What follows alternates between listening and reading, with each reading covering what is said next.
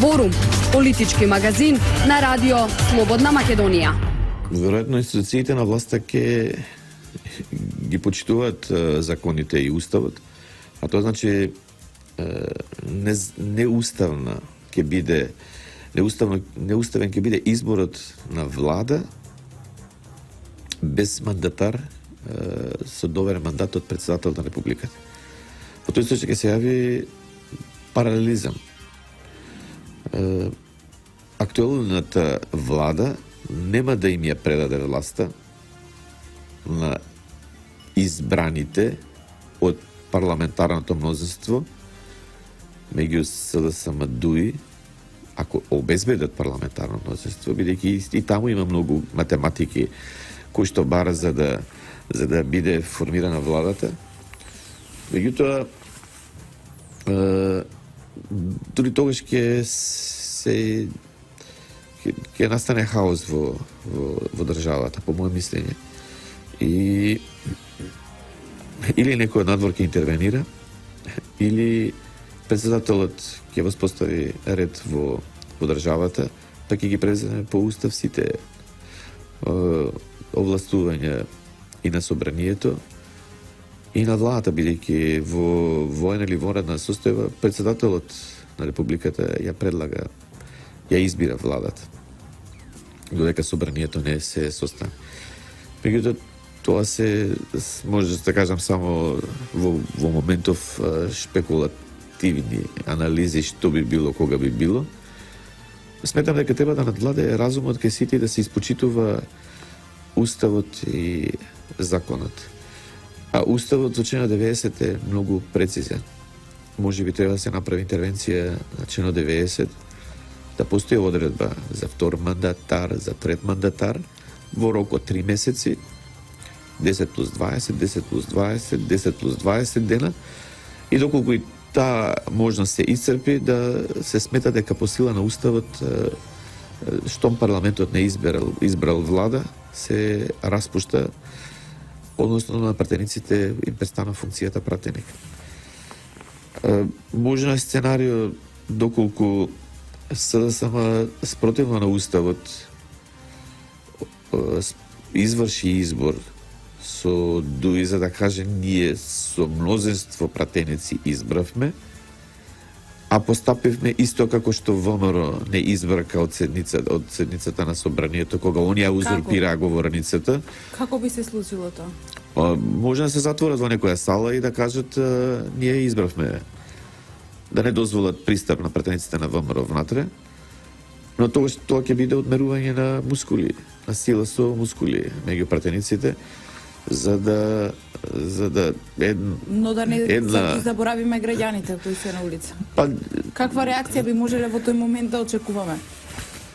Ние 2001 година имавме на таква состојба, кога незадоволството на граѓаните се изрази со кршење на влезната врата и влегува во собранието, дури бидејќи тогаш беше и резиденцијата на кабинетот на претседателот во собранието, да се појават и во неговиот кабинет и на терасата од неговите простори пред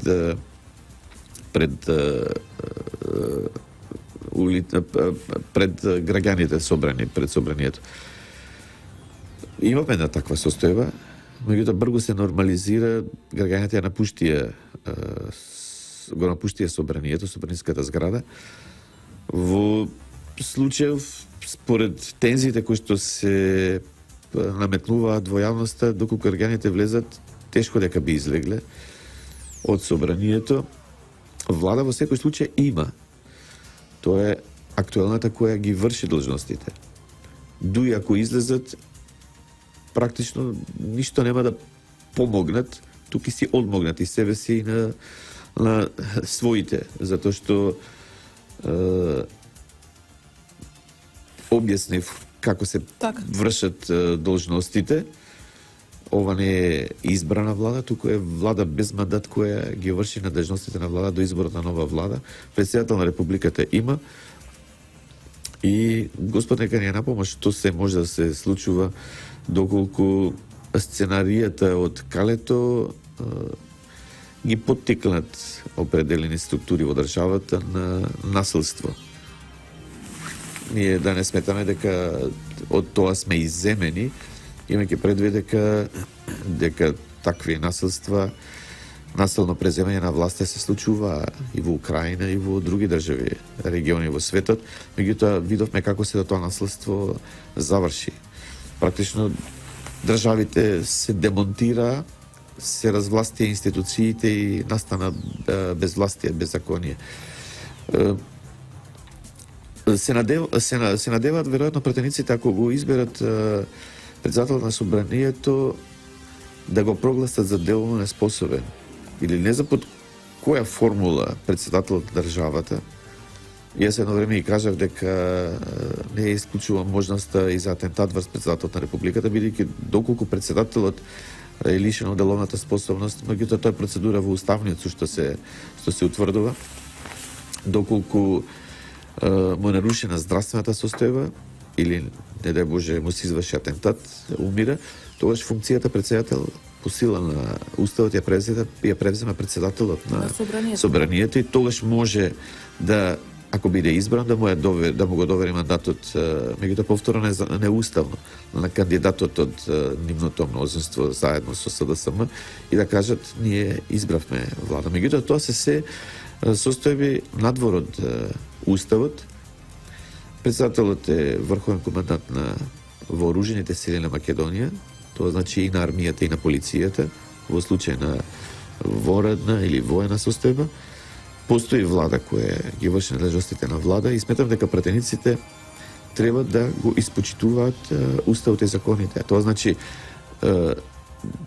текстот во член 90 да го применат во пракса. Мандатот им престанува и треба да донесат одлука за распуштање за организирање на нови избори. Ниту новиот председател на собранието треба да се избере дотолку предходно партиите да се договорат за организирање на локални и воредни парламентарни избори во изден.